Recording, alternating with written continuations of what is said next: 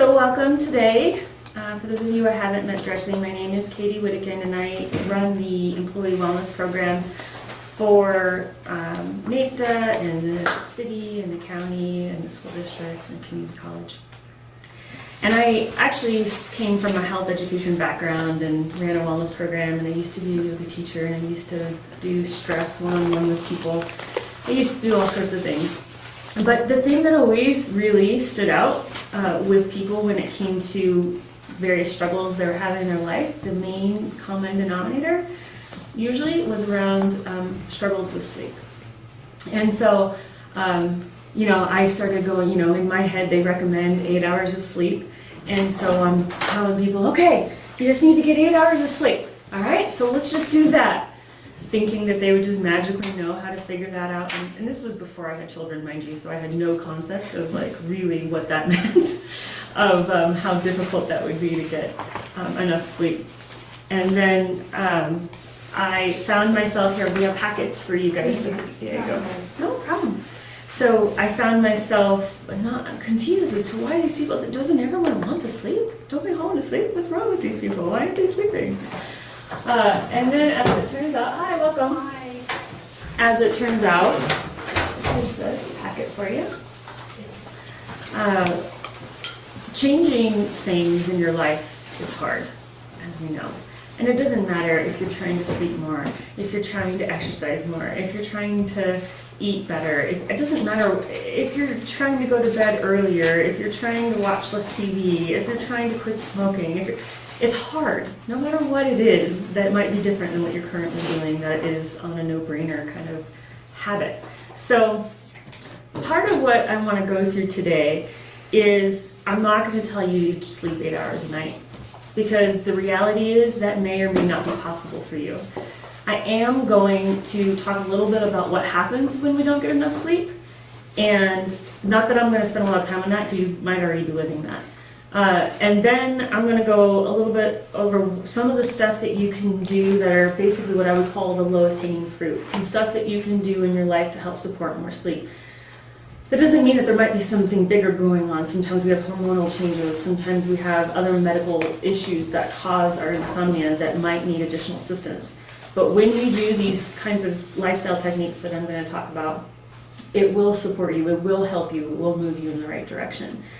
And then I'm going to go over how. How do you create more sleep? I said sleep more, but how? How do you fit that into your life? So we're going to create our own little personal plan to figure that out for yourselves. And it's going to be unique to you, and it's going to make sense to you. And then I'll talk a little bit about some resources. And then if you signed up, I'll have your email, but if you didn't sign up, make sure that I get your email before you leave, because I have a pre-recorded guided relaxation to induce sleep that I'm happy to share for you for free. So that said, I just wanted to bring attention to, I'm not going to talk about this, but bring attention to, I printed this off for you, and it's just an article on sleep, or rather the lack of sleep. And it's going to go into a little bit more detail about the science behind some of the stuff that I'm saying. I'm not going to read this out loud to you verbatim, but I'm going to let you take it home, sit by a fire, have a glass of wine or beer, whatever it is that you relax at night, and maybe take a look at it or share it with someone at home, because it's going to review a little bit of what I talked about today. So that aside, the other handout you will see is this one, and for the recording we'll add links to PDFs or something, or provide you the handouts. There are, first things, tips to fall asleep, tips to get back to sleep, and other information. Now, I almost don't want to give this to you. This is just to jog your memory of stuff we talked about, but on this little piece of paper, it's like, oh, well, limit caffeine and alcohol and nicotine, like easy, right? Just do that, and then you'll sleep better. Except there is a bigger process to that. And so you'll see the little bulletin underneath that says, increase your awareness and step down approach. This is something I love to share a story about. So when I met my husband, we're both type A personalities, although I was a yoga teacher, so I was like type A personality, like brought down a few notches, which was good for me. And when I met my husband, he was type A personality, working at a hospital in the medical field, had gone through a divorce in the last year, single dad with a kid. So, you know, we were in like a little different spaces at the time that I met him. And he was drinking enough coffee for a horse, really, to caffeinate a horse. And so he was kind of high energy and had gotten talked to at work for being a little abrupt or abrasive with his coworkers. And so he sits down with me and I'm like, well, have you ever thought about your caffeine intake? And he says, you're not taking away my caffeine. I'm not drinking less caffeine. Don't you dare talk to me about that. I'm like, okay, all right. No one's taking away your caffeine. It's okay, you know? And then I said, how about this? How about every morning you just have coffee time? All by yourself. I'll watch the kiddo. You just go out on the porch and have your coffee and drink it quietly while you listen to the birds and have a good morning like that. But the catch is you have to do it while not reading the paper, not checking your email, not on your phone. Just sit there and mindfully drink your coffee. Do you think you could do that? And he's like, are you kidding? This sounds amazing. I would love to. Time to myself drinking coffee, that sounds great. 2 days later, he comes in and he says, you tricked me. How could you do that to me? What are you talking about? I get halfway into my first cup of coffee. Mind you, I usually have 3 before I even fill up my thermos and go to work. And I started feeling shaky and anxious, just like I don't like feeling. I was like, huh, that's weird. Then he says, okay, I get it. Now that I'm aware of it, you know, you'll think I'll make a change. Well, I'm not changing. Okay. 2 weeks later. Okay, now that I'm aware that I'm causing my own suffering, I suppose I need to make a change. But I can't not do coffee. And I'm like, well, why don't you just make some 50% decaf and then 50% caffeine? And he goes, okay, I can try that. And then throughout the next 5 years, he experimented with. He would go through times, oh, it's good. I'm good. I'll just add a little more caffeine. Oh, no, I feel bad again. I'm getting stressed again. I'll just go all the way to decaf. No, I can't do it. It just doesn't taste as good. You know, until he finally found a rhythm that really fit him. So as I go through all these kind of tips for sleeping better, know that that's 5 years for one of these. Just one. Now, I don't want to overwhelm you with all these things that you should be doing, right? Because it's not about should. What I invite you to do is start to notice and pay attention to what it is you are doing that could be impacting your sleep, and pick one thing that you feel interested in making a change in, and we'll kind of go over that in a little bit, and leave the rest be for now. All of it starts to fall together as need be at the right time. So I just want to pause there. Is there any questions so far on what I said? Or any specific things you want me to go over before I start getting into some of the impacts of lack of sleep? Okay, no questions. Well, I want you to know, even though she's recording me right now, it's just for other people who weren't able to be here right now, feel free to ask questions, because I guarantee you, you're not the only person with that question, and so it'll be helpful for other people to hear it. So tips for falling asleep. So oftentimes we find that the national data suggests that 50% of the American population are not sleeping enough. And what does that mean? They're not sleeping 8 hours? No, it's a survey. It's self-reported saying, I'm constantly, perpetually, chronically exhausted. 50%.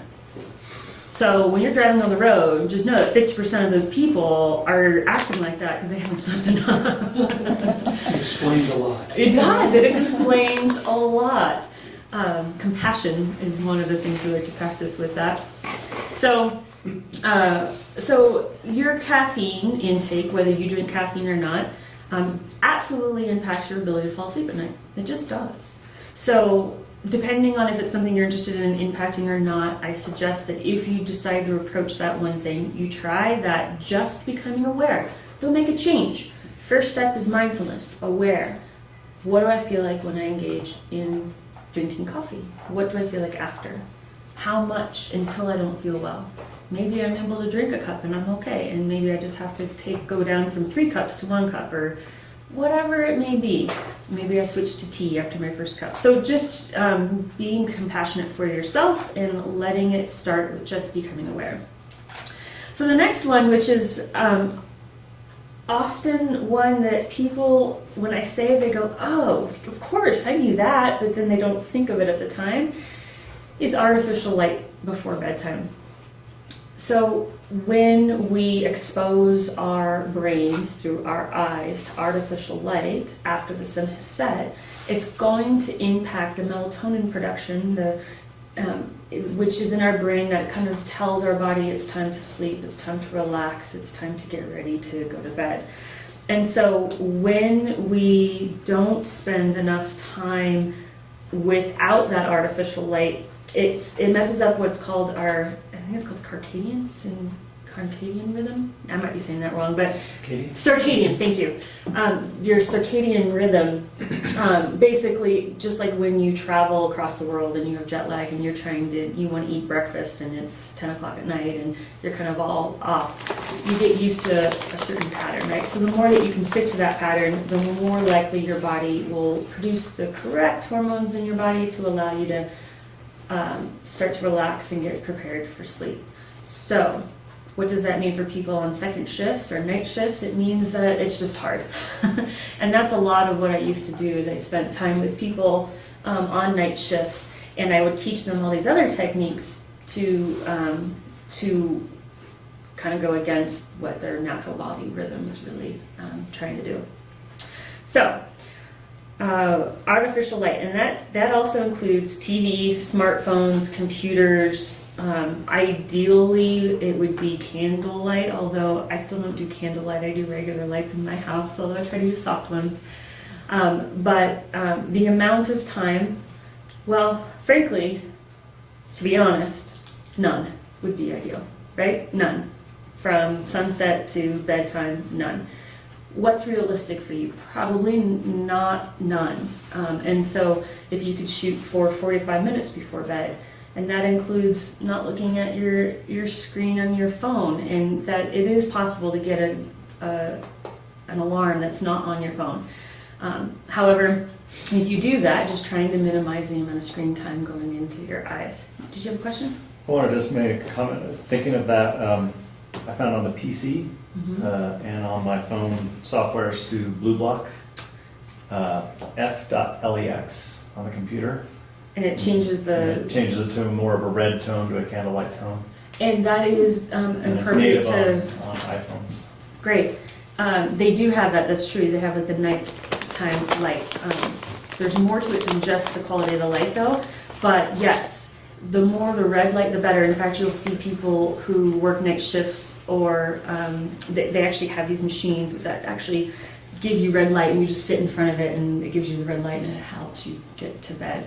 Especially for people for night shifts. But beyond just the light, though, it's the stimulation. So this will talk a little bit about the digital detox, that it's not just the light, it's also just the fastness of the information your brain is trying to process. So we want to allow our brains to slow down a bit before bed versus that constant stimulation. So that would be another one. And then when the third technique, right? So it's limiting caffeine, alcohol, or nicotine. And when I say alcohol, it's like, well, a glass of wine helps me fall asleep. And it may. But when you get to 3, it's not going to help you sleep. It's going to wake you up at 3 o'clock in the morning because your body's finally processing it all and detoxifying, and it's going to be uncomfortable. So trust me, you've been there. So maybe 1 glass of wine, that's fine, but that's what I mean by limit. And then the artificial light, 45 minutes before bed is my formal recommendation, although if you could do more is always better. When it comes to the no artificial light, I had to tell another story, my poor husband. So my husband and I, we weren't sleeping well, we weren't sleeping very much, we had 2 kids, working a lot, and when we did sleep, it wasn't quality sleep. And so I said, I'm thinking it's TV, because when I go to bed at night, I'm dreaming about whatever it is we watched. And I watched one of those shows with zombies in it or something, and I was like trying to protect my children all night long from these zombies. It was horrible. It was a horrible night's sleep. And granted, I don't watch anything like that anymore, but I don't even watch TV at night anymore. But that took quite a while, because a TV is addictive. I don't care what people tell you, it's just as addictive as cigarettes, as alcohol, as sugar. It's addictive. For me, it was one of my more addictive things that I had to give up. And so, same mentality. Start with noticing how you feel when you engage in it, how you feel after, and then paying attention to how you want to feel, right? And then slowly taking that step down approach. Okay, well, maybe I can't do as much TV. Maybe I'll stop TV at this time. Okay, maybe. And eventually, you'll find what works for you. And for me, that means no TV, except for maybe Saturday afternoon. But it depends, and it takes time. So, bedtime teas. So the goal is to create a routine, like I had mentioned. So you wake up around the same time every day. You go to bed around the same time every day, if possible, even on the weekends. I know that sounds crazy. It doesn't mean that you set an alarm on Saturday and Sunday. It means that if you're in a good rhythm, you're naturally going to wake up at the same time on Saturday and Sunday. If you went to bed at the same time you usually go, and try to stick to that. Now, do I go to bed every night at 9:30, which is my goal? No. Sometimes I'm not done setting the budget for the next month for the family, or paying all the bills, or folding the laundry, or making the lunches, or whatever it is I'm doing, because I'm a mom, and so I'm not done until I'm in bed laying down, right? But the reality is I try my best, and my goal is within 15 minutes of that 9:30 time frame, either direction, and that's pretty good. The goal is to not beat yourself up and have compassion and just have a goal set and work toward it, maybe 15 minutes at a time. So let's say you normally go to bed at 11 o'clock at night and you're waking up at 6:30 and it doesn't feel like enough, then that whole next week you try to go to bed at 10:45. So you don't set it for 9 o'clock right off the bat and expect yourself to be ready for bed an hour and a half early, right? It's that step down approach. Then with bedtime teas, you can build this into your routine at night. And I meant to bring it, but I forgot it. Does everyone know the Sleepy Time tea that with extra? It's got blue and it's from, what's the brand? Celestial Seasonings. Sleepy Time, but there's different kinds. There's one with the green label. The one with the blue label has the most good stuff in it to help you sleep. Now, just check, because some of them have valerian root in it, and valerian root can interact with certain medications different ways. It can do different things. So, if it has valerian root in it, just pay attention to how you feel mindfully when you drink it, after you drink it, and whether or not that's helping. I like that stuff a lot. It helps sleeping, and I pretty much take it every day. So, bedtime tea. So now I want to get back to a little bit on how to get back to sleep once you wake up. So, 2 different techniques, and we're going to kind of move to this other flyer here that goes over a breathing technique and a twisted yoga pose. And we're actually going to experience these, and then a guided relaxation or body sensation thing. Well, we're not going to experience the yoga pose, but I'll give a good description of it. So these techniques are helpful when you wake up. However, if you've tried these and you haven't gone back to sleep, then get out of bed. Don't spend more than 20 minutes tossing and turning in bed. Get out of bed. And that would be a good time to get out of bed, go somewhere else, put your feet up, maybe lay on the ground and put your feet up on the couch, get some earphones and listen to my recorded relaxation I'm going to email you, because it's going to be in digital format and you can put it on your phone or your computer and listen to it. And my voice is so monotone, it'll put you to sleep right away. It does, it really works. And there's a lot of science behind it. It's called a yoga nidra. And so if there's something emotionally bothering you, that is addressed with the yoga nidra as well. If there's lots of different things that can be impacting your sleep, that can help. So 20 minutes, tossing and turning. I tried the twist, I tried the breathing, I did what Katie said, it's not working. Get out of bed. Try different surroundings, try a different guided relaxation. Now, if you don't like mine, YouTube is full of free guided relaxations. They're called guided relaxations or body sensing, body scan. Find one you want. It's all about the voice, really. Just finding the voice you like to listen to. So, don't be stuck with just the resources I give you. There's lots of other options.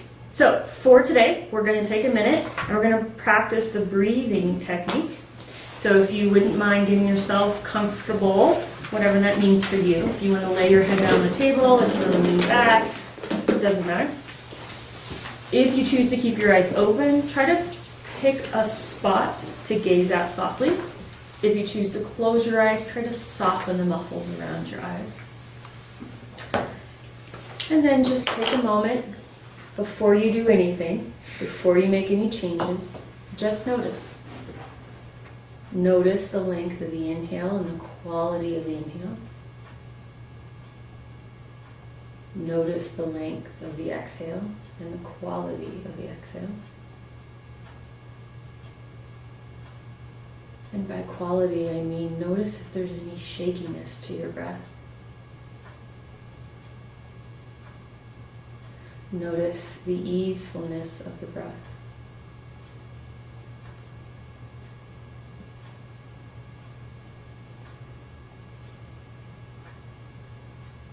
Becoming like a scientist, observing everything there is to observe about your breath.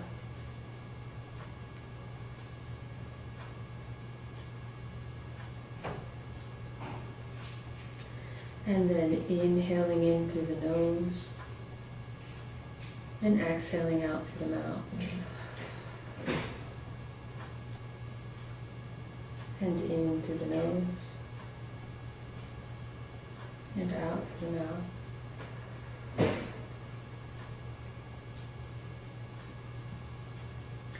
And on your inhale, allow the belly and rib cage to expand. And exhale, allow every bit of air to exit the body.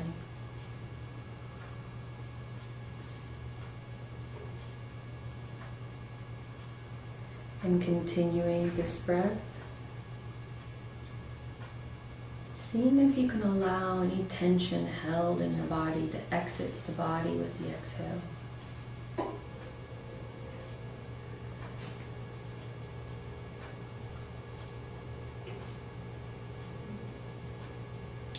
And if your mind is wandering, begin to count the breath. Inhaling to a count of 4 or 5. And exhaling to a count of 5 or 6.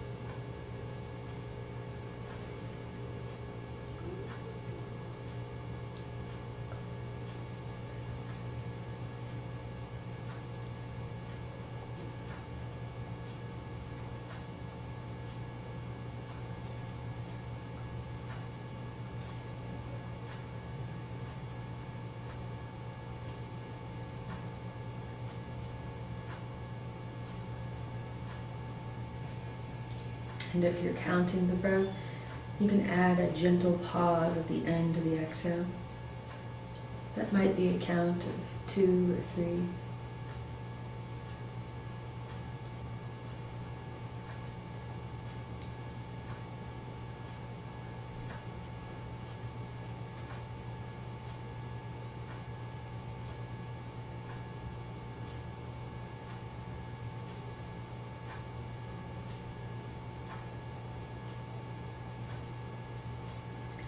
And then taking a moment and noticing anything you can about the breath. Noticing the lengths of the inhale versus the exhale. Noticing if the breath has become any smoother or more easeful.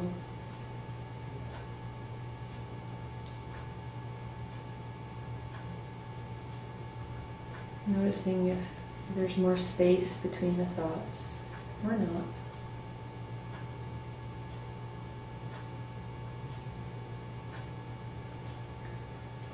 And bringing your awareness to the sounds around you as you gently open the eyes.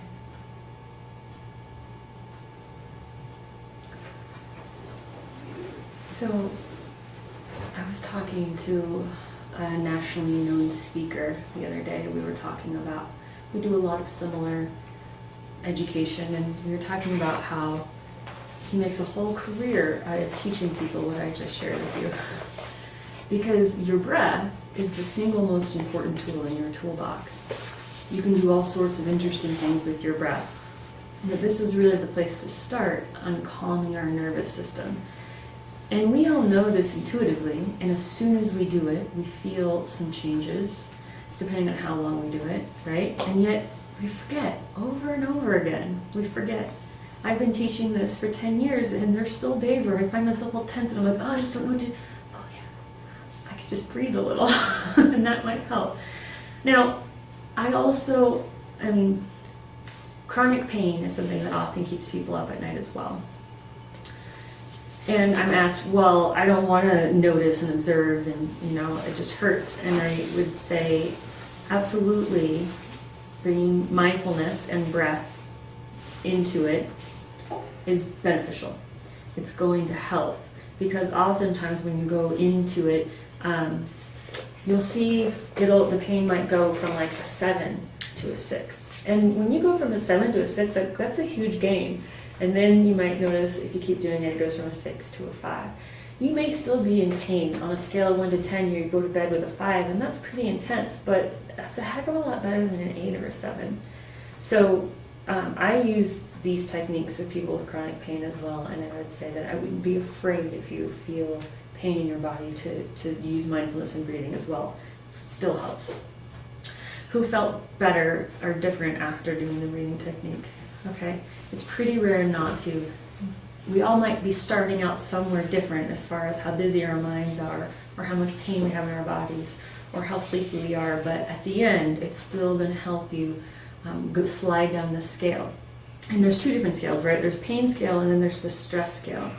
So another thing I invite you to do is to start using a scale from 1 to 10 and asking yourself on a regular basis, what is my stress number? A perception that many people have is that, 1, life gives you stress, and so it just happens, there's no control you have over it, and that's a myth, and I'll tell you why. And 2 is that you can't really change it once you have it, and that's also not true. So doing a breathing technique can move your stress from a 7 to a 5, just like your pain. And it can move it, and the goal all the way down to 3. The goal is to live at a 3, right? Because 3 means I'm productive. 1 is awesome when you're in bed or when, you're totally trying to shut off. But if we can function at a 3, that's good, because a certain amount of stress is good to keep us moving. So start asking yourself, what is my stress number? And if you have a partner at home, there's nothing worse than hearing this. I know, because I did this to my husband for like 10 years. Honey, are you okay? Do you need to go sit down? You seem stressed. There's nothing worse than hearing that when you are stressed. Because 1, you're not happy about the fact that you're stressed. And having someone shove it in your face doesn't help either. And then to make you feel as though you're incompetent because you're stressed makes it worse, right? And my tone of voice didn't help either. So, if you have a partner at home, I invite you to share this stress scale with them and start with, what's your number? Because they know living at a 3 is the goal, right? So they know, if they know the breathing technique and they know this yoga twist that I'm going to talk to you about now, and they know all these other guided relaxations and my recorded meditation and all these other things you can do to lower your stress, then they'll be like, oh, I'm at a 6 and I'm about to be at a 7. And if our kid keeps screaming at me, then okay, I'm going to go to the bedroom and I'm going to do something for 10 minutes and I'll come back out and I'll be more at a 4, right? And the whole family will benefit, regardless of how many people you have in the house. Even if it's just you, your pets will benefit. So, next thing I wanted to go over is the twisted yoga pose. So there's a picture of someone and they're laying on a yoga bolster. If you really get into this and this pose works for you, if you wake up in the middle of the night, then I recommend just buying a yoga bolster. If you just Google yoga bolsters, you'll see 100,000 different sites that sell yoga bolsters. They're like $25 or something. Target, I'm sure Target has them. I bet Walmart has it. It's just, they're everywhere, I'm sure. Anyway, if you don't have a yoga bolster or you want to give it a shot first, I would take several of your bed pillows, and you can do this right in bed. You woke up, it's 3 o'clock in the morning, and I will say between 1 and 3 is the most common time for people to wake up. Then you grab your pillows, and what you do is, if I were in bed, I would place the pillows behind me. Okay, then I would turn and bring my right hip to the edge of the pillow, just like you can kind of see here. Then take a nice inhale and lengthen my spine. Exhale, turn towards the pillows and lay down. Now your hips are going to go with you a bit, so it may seem like a really deep twist, but it doesn't have to be, because this hip is going to go this way and you're going to be laying like this on your pillow. You don't need to force it. If you need to bring your knee up a little bit more and twist a little less, it doesn't matter. There's no right or wrong. It shouldn't hurt. It should feel like a gentle twist, and I liken it to wringing out a dishcloth of dirty water. That's all you're doing. You're wringing out the excess energy in your body that is trapped in there, right? You're kind of wringing it out and allowing your body to calm down and relax, okay? So then you would do that for a max of 5 minutes on one side, and then you would switch to the other side. You can even set a little thing that goes ding, ding, ding, you know, at 5 minutes. Although I do recommend setting some sort of timer, because if you fall asleep, you will feel very stiff 20 minutes later when you try to get out of that posture. So you don't want to necessarily fall asleep in that twisted posture, although I would say it's pretty effective for mild sleep disturbances, inconsistent mild sleep disturbances, pretty effective. That being said, if you have chronic insomnia, all of these things I've talked about will help. However, you may need to find out if there's other things going on. And so if you haven't yet, you can always call Mountain Heart. They have a sleep study place where you actually go in and you spend the night there, and they observe you all night and find out what's going on, and they measure your brain chemistry and all sorts of stuff to see what might be happening. So if you have chronic, meaning all the time for several weeks or more, then that might be something to investigate. However, try these things first and see if you see enough improvement that it becomes inconsistent insomnia. Also note that when it comes to children, there are phases. So for children, when they're in growth spurts, they often will wake up with insomnia because either they hurt or they're hungry. So that doesn't necessarily mean that you need to do something right about it right away, even if it does last for 2 weeks. The likelihood after 2 weeks of it going away is high. So just keeping that in mind, and that when you have a stressful event in your life, your sleep is not going to be as good, right? But knowing that after time, if that stress level, you further away from you get and your sleep starts to normalize again, then that's not necessarily needing to seek professional help. However, if it doesn't normalize afterwards, there may be something else going on. Yeah? Any questions so far? Okay, how am I doing on time? I've got lots of time. Okay. So then the other tips, and this one, everyone's telling you to exercise all the time, and it's something you should do, right? The reality is, when we don't exercise, we don't give our cells and our body the ability to refresh the energy that's kind of pumping through our bodies, right? So we get pent up energy in our systems, and we get restless leg syndrome, and we get restless in general. So even if it's a 30-minute walk that day, that is enough. If that's all you do, that is enough to prevent some of the sleep disturbances that can happen from lack of exercise. Even if it's 2 15-minute walks at different times of the day that equal 30 minutes, that's still going to impact sleep disturbances. So I guess what I want to impress upon you is there's no such thing as too little amount of exercise, so I'm not going to bother. Every little bit is going to help. The goal, though, would be every day, not 3 times a week, but every day. It doesn't mean you have to intensely work out for an hour every day, but at least a 15-minute walk twice a day would be the minimum to prevent some sleep disturbances. Now, this is, we're going to do a guided relaxation in a little bit, but before I get to that, I want to talk a little bit about behavior change. So I gave you this little sheet, right? And it says my action plan. And it says my why, my goal, my daily reward, my weekly reward. And I'm going to preface this with a story. So there's this guy. He was in his 20s, and he had hepatitis C. And so the medicine for that at the time was this shot that made him feel incredibly ill, like flu symptoms basically, every time he took it.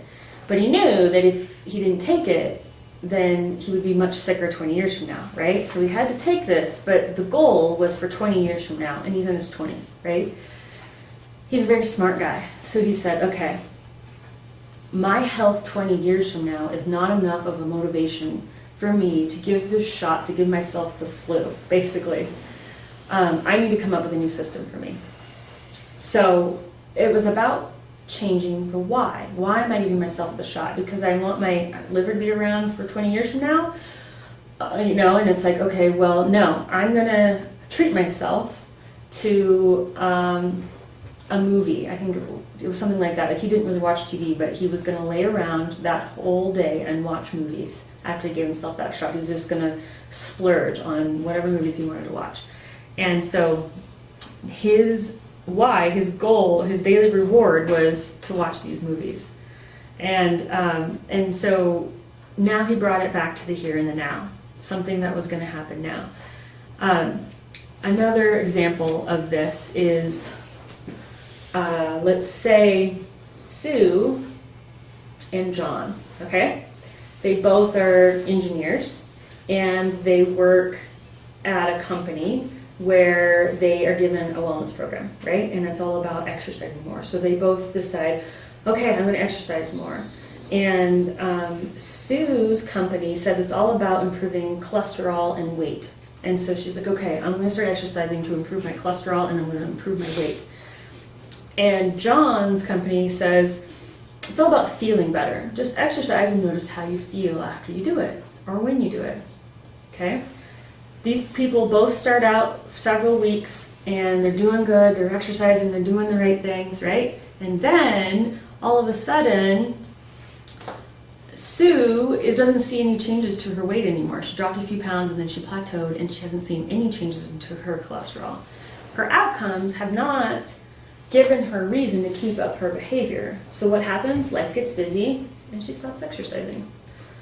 John, his motives were to feel better, and so he goes on a walk. He starts out small, he goes on a 15-minute walk, and he feels a little refreshed. And he keeps up with it, and he starts doing 30-minute walks, and he feels even better. And he starts doing 45-minute walks, and he feels even better. And now he's exercising, biking to work every day. And it was all about the way he felt and how he has more energy, and he has more patience, and he's sleeping better, and all of these things that are in the here and the now. And John keeps going. Right? So what I want to impress upon you is that it can be a lot about the right why. And all of this information I just shared with you is not unique to my brain. I got this from a wonderful speaker, and unfortunately I'm forgetting her name at the moment. But she's like a PhD in behavior change, right? And she tells that story to people, and if I can remember her name, I'll let you know, so you can always look it up and read more about her. But because it's about figuring out what the right why for your behavior is. Is it motivating to you if I tell you your cholesterol's high and you need to lower your cholesterol? Maybe at first, but oftentimes it doesn't last for that long. Or if I tell you you'll lose weight, well, if you lose 5 pounds every walk, maybe that would motivate you. But it doesn't work like that, does it? It doesn't. So it's about figuring out the right why. So for you, as I've talked about, creating a routine, reducing your screen time, going to bed earlier, watching less TV, all of those things, drinking less coffee, pick which one feels like the easiest to make a change in, and then ask yourself just to notice how you feel when you do it. And then if you notice that you're not feeling good after, the right why is because I want to feel good. Maybe you watch stressful TV and afterwards you really sit with yourself and you notice, wow, I feel stressed after watching that. Well, no wonder. A bunch of people just died on that show, right? No wonder you would feel sad or you would feel stressed or whatever. Do you want to feel sad and stressed, or would you like to feel happy? That is an example of the right why. Maybe it's more energy. Maybe it's feeling happy. Maybe it's, I want to sleep better. Sure, you want to sleep better, but ultimately you want to sleep better so that you could have more energy, so that you can be more pleasant during the day, so that you can have better relationships, be a better parent, be a better partner, be a better employee. be a better person, right? Okay, that's my spiel on the right why. So whatever behavior change you might be considering, and this can be used for anything outside of sleep as well, right? Figure out what the right why is. Then the next is figuring out what your goal is. So I'll give you my recent example. I have to get physical therapy for my neck. Don't snowboard backwards, that's all I have to say. So I had a bad injury to my neck, and I was doing physical therapy, and the physical therapist, my husband, because he's also a physical therapist, was telling me, like, okay, you need to do these exercises for your neck. And I couldn't bring myself to do them. I didn't want to do them, and I was just too busy. I'm just a busy mom, and it's ridiculous expecting me to do these exercises that take like 15 minutes, like I just don't have the time, right? Meanwhile, I was still working out and doing other things that was making my neck worse. And so he says, okay, I'm going to throw it right back at you. What's your right why? I'm like, well, I don't want to be in pain. Okay, no one wants to be in pain. Well, I don't want to be in pain so that I can be more patient with my children, so that I can be happy, right? Because when I'm in pain, I'm not as happy. He's like, okay, so you want to be happy like the rest of us. Yes. So what's your goal? My goal is to do this exercise 3 times a week. He's like, okay, now let's be realistic. Let's shoot for 2. Let's take your goal right off the top of the head and reduce it and make it even easier for that first week, right? So I was like, okay, my goal is 3 times a week. I'll start with trying to do 2 times a week. He's like, okay, and you're gonna do it 2 times a week for 15 minutes apiece, right? And I was like, okay. And then he's like, what's your daily reward? And I was like, well, I'm not really drinking wine very much anymore. What if I allowed myself a glass of wine when I did these exercises? Now that makes sense for me. If you already drink a glass of wine every day, that's not gonna work, right? You're gonna find something else. But for me, I was like, okay, I can't have a glass of wine unless I do my therapy. Tell you what, those first 2 days, I did my therapy. And then he's like, okay, what's your weekly reward? And I was like, well, I don't ever like spend money on getting my nails done because it seems so frivolous, And he's like, okay, so you're gonna get your nails done. I was like, okay. But he's like, in order to get your nails done, you have to show up to both days of your appointments with me and do your exercises 2 days out of that. So all of a sudden, I went from maybe going to therapy once a week to doing the exercises 4 times a week just because I was going to get my nails done, right? Now you think not being in pain would be enough of a motivator, but the reality is once I do it one day, I'm not in pain anymore. So the whole rest of the week I wouldn't want to do it because I was fine, but then that very next week I'd be in pain again. So I wasn't progressing enough to get out of pain permanently, right? So I had to create a different method. So I invite you to use this and fill this out in a way that makes sense for you. And you can do it now, like some of you did, or you can do it later in privacy of your own home. And you can feel free to make copies of this and share it with people. And it can be used in any way, and it can also be used with children. I'll show you. I do a lot, although oftentimes it'll be food. When you put your socks away in the drawer, then lunch will be served. Food is a great motivator. Okay. Everyone have questions? Anyone have any questions for me regarding what I've discussed so far? I have a question. Yeah. You know those machines you get that like white noise, they have C sounds, whatever? Yes. Are those beneficial or? If they work for you, they are beneficial. Okay. So There aren't any studies or anything that say, yeah, they, I mean, ultimately, what studies say doesn't really matter. If it helps you sleep through the night and not get disturbed, then it's a beneficial tool. And I didn't get into, we have a sleep challenge every year, and there's a larger picture of making sure your sleep situation is comfortable, where are your sheets the right kind of material, or are you sweating at night, or are you sweating a lot and your partner isn't? Outside of hormonal things that women go through, if that's not the case, then what kind of sheets do you have, and are they breathable, and are they made of good cotton and stuff like that? It may behoove you to spend a little extra and get some sheets that are breathable and you don't sweat as much, right? Because that can be something that wakes you up. Pets are something that wakes us up. My recommendation is to have your pets not sleep in your bedroom. I know that sounds like crazy talk for many people. However, if they're waking you up or they're preventing you from moving easily in your bed, it's something that you might consider. Start with awareness. how many times a night am I waking up because my pet is on my feet and I can't move, or they come and stick their butt on my face like my cat, right? There's something fine. Yeah. My cat no longer sleeps in my room with me, and I really wanted him to. My sleep is more important to me than him sleeping on my head, right? So, and then I started with the step down approach, right? It was every other night, and then it was every 2 nights, and then he's no longer in it, just like I did with my kids. So the pets, and then sound.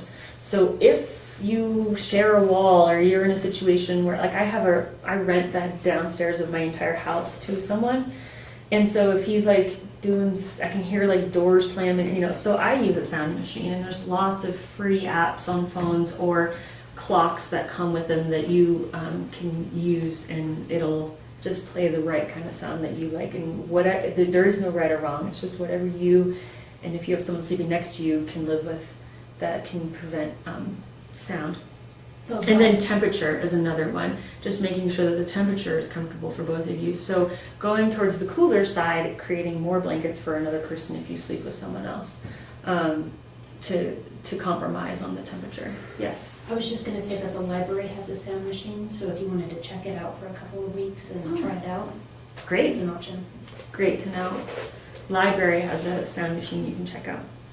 So that is an option. So doing an inventory of your sleeping environment, and then what can you do to make it more comfortable? Like my room is larger than this room. My bedroom is larger than the room we're in right now, and it's got all white walls, and it's not comforting to me. And it's been like that for going on 4 years, right, that we bought the house. And so finally my husband's like, okay, this month, as soon as it warms up, we're painting the bedroom because we want to make it feel more cozy, right? What does that mean? That means different things to different people. So just do an assessment of the living space. I might be running out of time, so we're going to do a little bit of a body sensing thing just to leave you with, and then make sure that I have your email before you leave, and you can get a digital copy of my Yoga Nidra. So go ahead and get yourself in whatever comfortable position for you. Yeah, Thank you so much. yeah, you're welcome.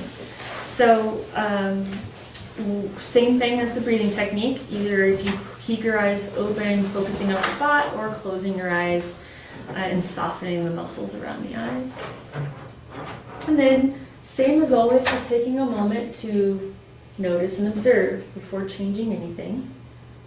Noticing where you might be holding tension in the body.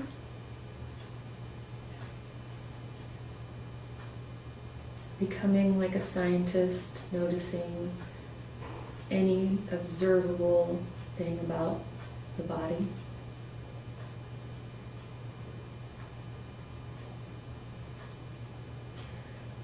And then becoming aware of the sensation of the air rolling in through the nose. Seeing if you can feel the air entering through the tip of the nose. Maybe you can feel the little hairs move as the air brushes past them.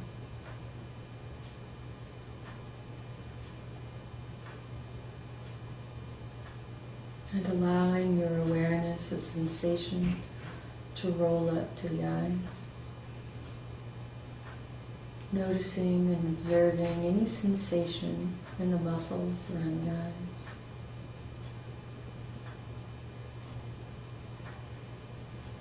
And on an exhale, allowing the muscles around the eyes to soften as you release, relax, and let go.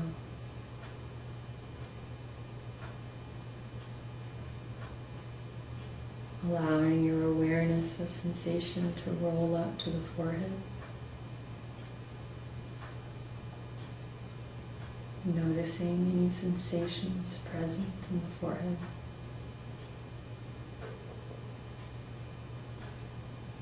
And on the exhale, allowing the forehead to soften as you release, relax, and let go.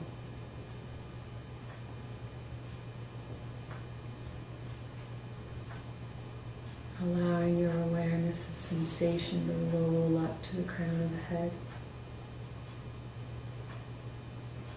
Becoming aware of any tingling or pulsating present at the top of the head.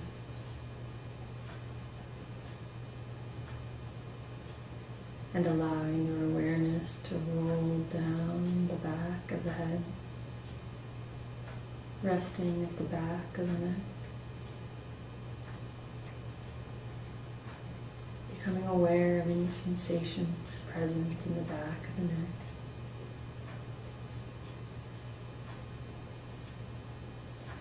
On the exhale, allowing the neck to soften as you release. Relax and let go.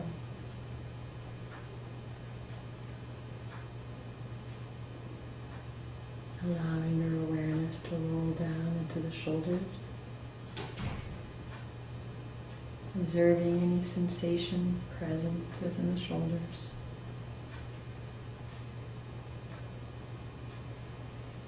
Allowing the shoulders to soften as they drop down toward the earth.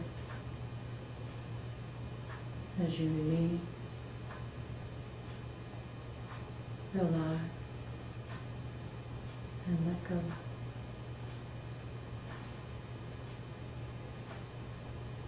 Allowing your awareness to roll down through the biceps and triceps. Through the elbows,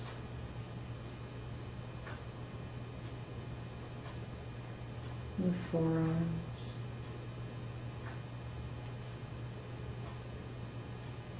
the wrists, and into the palms of the hands. Observing and noticing any warmth in the palms of the hands.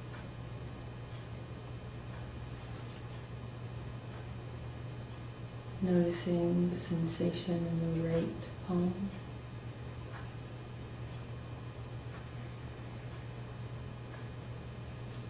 Noticing the sensation in the left palm.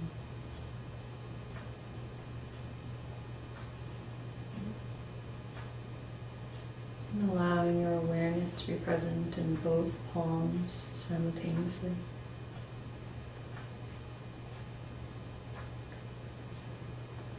And allowing your awareness to come up to the lips.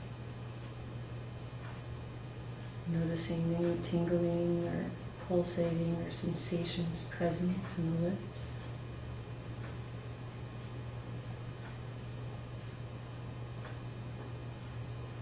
And allow this awareness of sensation to roll into the mouth as you observe the sensations in your gums.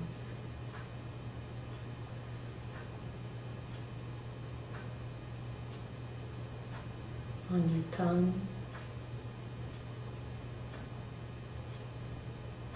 in the roof of your mouth,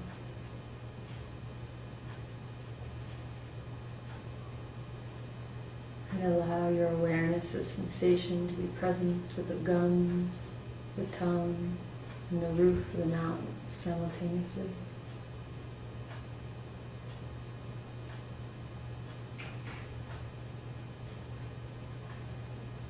And allowing your awareness to come back to the breath. Becoming aware of the sounds within the room.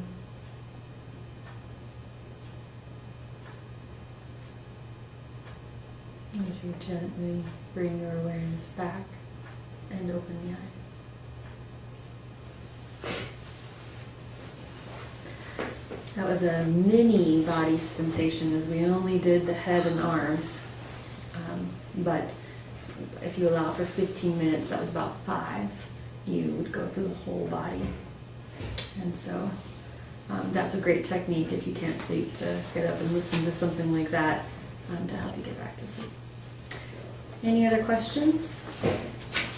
That's All right. great. Thank you, Katie. Yeah, well, thank you for coming today. Just trying to sleep, and somebody kept talking.